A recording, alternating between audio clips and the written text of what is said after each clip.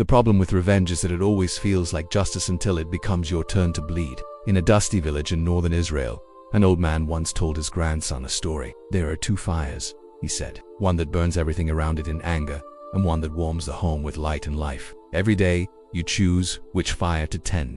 The boy was quiet and asked, "But what if they burn us first?" The old man paused. "Then we choose to be water." It's 2025, and the headlines read like history books no one wants to reopen. Another missile, another protest, another war in Gaza, another shooting in a school hallway, another tweet that starts a feud that becomes a storm. We've become fluent in retaliation, quick to clap back, slow to forgive. We're told, don't let them get away with it.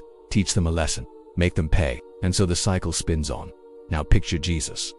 Not the peaceful painting version, but the man born into an occupied land, a people crushed by Rome, a temple corrupted from within, a crowd screaming for war. And Jesus, he doesn't pick up a sword, he picks up a towel. He tells his followers to turn the other cheek, to walk the second mile, to bless those who curse them. You've heard it said, love your neighbor, hate your enemy, but I tell you, love your enemies. Pray for those who persecute you. Matthew 5:43-44. This wasn't passive surrender. It was active resistance to the cycle.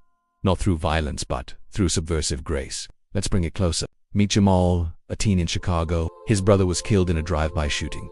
He knew who did it, and every voice in his neighborhood told him, get revenge. Instead, Jamal sat across from the boy who pulled the trigger through a restorative justice circle.